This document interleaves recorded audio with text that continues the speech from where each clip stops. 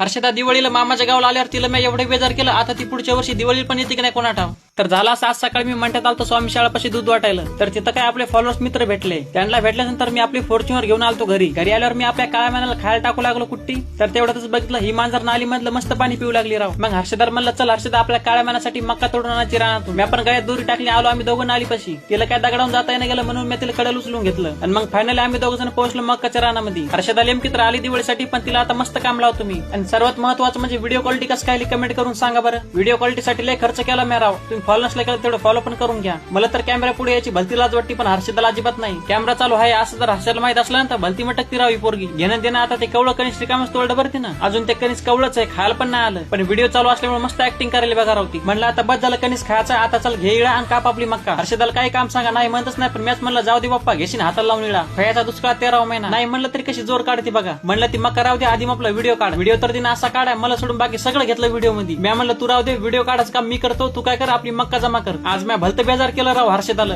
आता पुढच्या वर्षी दिवाळीलाच येते की नाही कोणा ठाव. तर मग कसं वाटलं व्हिडिओ कमेंट करून सांगा, तेवढं फॉलो तरी करा राव.